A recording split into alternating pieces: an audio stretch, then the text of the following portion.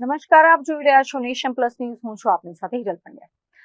દેશભરમાં વધી રહેલી મોંઘવારી અને પેટ્રોલ ડીઝલના ભાવ વધારા સામે આમ આદમી પાર્ટી દ્વારા વડોદરામાં અત્યંત અનોખી અને પ્રતિકાત્મક રીતે વિરોધ પ્રદર્શન કરી મોંઘવારી સામે રોષ ઠાલવવામાં આવ્યો હતો.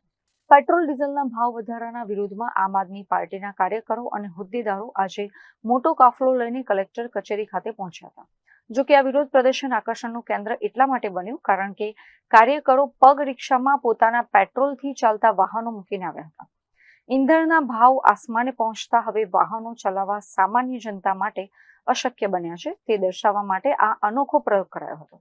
કલેક્ટર કચેરી પરિસરમાં આપના કાર્યકરો મોંઘવારી હટાવો, દેશ બચાવો અને સરકાર વિરોધી ઉગ્ર નારા લગાવ્યા હતા. ત્યારબાદ આપના પ્રતિનિધિ મંડળે કલેક્ટરને આવેદનપત્ર પાઠવીને તાત્કાલિક ધોરણે ટેક્સ ઘટાડી સામાન્ય જનતાને રાહત આપવાની ઉગ્ર માંગ કરી હતી. સૌથી પહેલા તો અમે જે આવેદનપત્ર કલેક્ટરમાં આપ્યું છે, તો જે મેડમ હતા એ મેડમ પણ આવી મોંઘવારીથી ત્રસ્ત થઈ ગયા છે.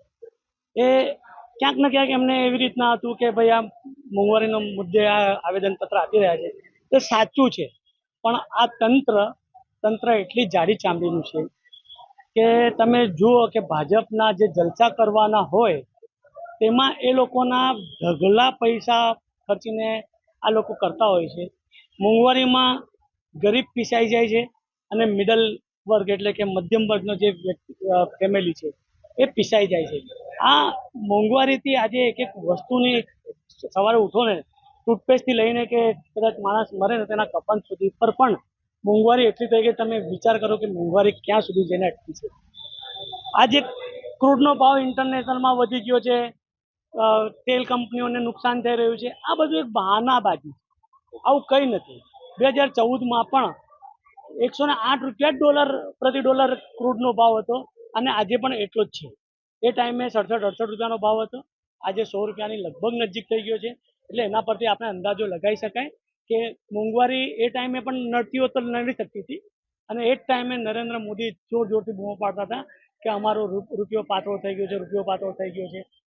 પણ એ અત્યારે આ લોકોની અનાવડત છે કે એ લોકો આગળ કંઈ કરી નથી શકતા મોંઘવારી સામે.